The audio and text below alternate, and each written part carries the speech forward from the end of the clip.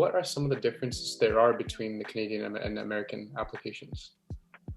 Yeah, so US versus Canada. So the American application is definitely more intensive than the Canadian application. So it requires two parts. So there's a primary application, which you send to all of the schools. And then when you get invites to different schools, they send you an invitation for a secondary application, which asks you very specific questions there too. So that's why US is definitely more intensive. For your primary, you have to write a whole personal statement about why you want to go into medical school. And then the rest of it, of the primary application, is similar to Canada, where you need like reference letters, you need to talk about your activities. And then for your secondary applications, for each school, you have to write, why do you want to come to our medical school? What strengths do you have? And so that gets tiring. And for me, like, I was doing all of that while studying for my MCAT. So as you can imagine, it's a lot to handle on your plate. So definitely try to space that out, try to start early for sure. And then comparing that to Canada, Canada is much more straightforward. You need all of your other external supplementary stuff like your MCAT, your GPA, your reference letters. But then in your application, you just have to quickly, briefly describe each activity. You have very few characters, like 150 characters. I'm talking about Ontario, so OMSAS application. And then the only school that's asking for a lot is uoft. So uoft, you got to write 7 additional essays. Those were the worst. So they ask 4 specific questions that you have to answer to the best of your abilities. And then you have to elaborate on 3 items from your ABS, or your autobiographical sketch. So yeah, and I think they do weigh all of this together, like how you write in your ABS elaborations for each of the 3 activities. That definitely matters. In your 4 essays, yeah, you want to talk about your experiences. You want to answer the question well, because they do consider all of these parts of your application. And I think Canada really looks at CanMed's roles. So you should really try to focus on those throughout your application. But anyway, those are the main differences between the Canadian and the US applications. For the uoft essays, I'm assuming you did them after the MCAT, after you took the MCAT. So yeah. So how long did you spend on the 7 extensive essays? I don't remember exactly how long I spent right now, but I know I didn't just rush it and do it like in the final week or something. I tried to start a bit early. Maybe around 2 weeks should be a good amount of time, maybe, where you like go through it, write it on your own, and then get some friends or somebody you know from medical school to kind of look through it. I think being happy with it yourself is the first step. Try to make it personal, try to make it about yourself, and try to, like, there's no formula, but try to match the CanMed's roles. Generally, each of the paragraphs is looking for 1 or 2 of the CanMed's roles, which are like leadership, collaboration, communication, health advocacy, scholarly, all of those things. So try to hit those.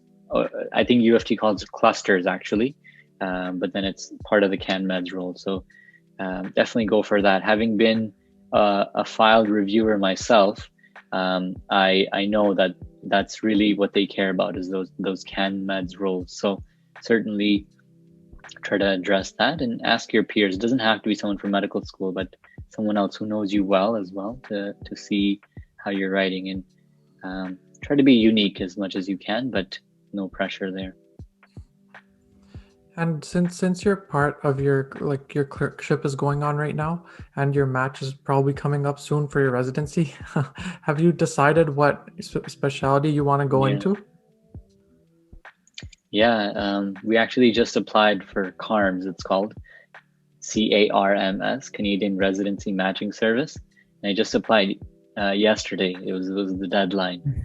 So it's definitely a big step. Like we submitted our applications and we had to write personal statements for all of the schools that we wanted to apply to. Some people applied to multiple programs. I applied to internal medicine, and I've applied to internal medicine across Canada.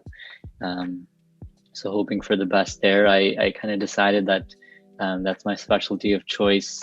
In my second year of medical school, I really liked like the cerebral aspect of it, like thinking, the pathophysiology, always asking the why and the how things happen. It's kind of like you see Dr. House solving all of these like diagnostic dilemmas, and I really enjoyed like taking some time to think through things, and so that's why internal medicine really spoke to me, and I'm applying within that, and we'll see how it goes. Some people apply to multiple programs and back up with a program that's maybe less competitive, and so in that scenario, they have to write applications and essays, personal statements for both fields, and it's quite challenging. And you also have to do electives in our fourth year, where we choose what specialty we want to do our electives in, and we have to kind of balance that, show that we're interested in internal, but also back up maybe with family medicine or whatever it might be. So you have to kind of choose what you want to apply to and go from there. For me, it's internal. So we'll see. We'll find out. So we applied yesterday.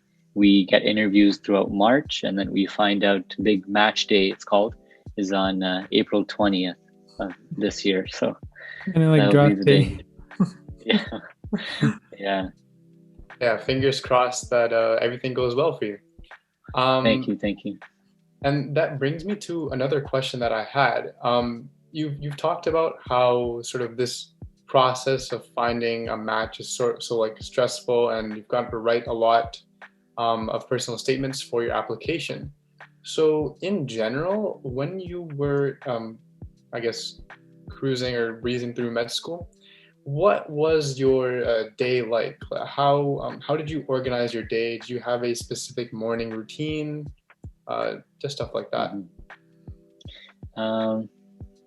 Yeah, sure. So throughout medical school, I guess the first 2 years and the last 2 years are very, very different. Like first 2 years are called pre-clerkship, where most of our learning happens more in the classroom, even though Uoft's curriculum only has 3 hours per week of like in-class lecture.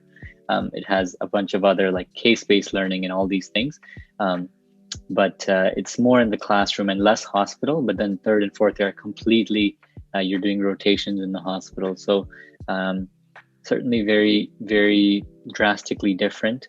During the first 2 years, I would spend my days, I'm generally more of a night owl. So I like to sleep in a little bit, unless we have like anatomy labs in the morning. So maybe wake up at, I don't know, I'm just approximating here, like 10 o'clock or so, like watch some lectures, learn a little bit. And then depending on the day, like we have different activities, but every Friday we would generally have exams. So I would study for that, and then do certain extracurriculars, whether that's getting involved with research or doing a little bit of mentorship, or just getting involved in the community, advocacy, things like that. I think because things are pass fail, it's not as stressful academically to do really well. Even though sometimes passing is challenging too, like you definitely have to study, but it's not like, I think I can compare it to the US, where in the US, your step 1 and step 2 scores, which are like the USMLE exams, they matter so much that your first 2 years you just spend studying. Whereas here, it's not like that. Like you have to get involved and show that you're an all-rounded personality, kind of like similar to how you got into medical school. So a little bit of that continues on. But that's typically my day. But more so in clerkship, I think my day generally consists of like waking up early at like 6 or 7, sometimes 5, depending on the rotation that you're on. But being at work from like 8 to 5, maybe approximately, sometimes a little bit later. Then coming home, you're exhausted from work. You have to read around your cases generally in order to, first of all, know what's going on in the rotation, and second of all, to do a good job, because at the end of the day, you want reference letters from these staff that you're working with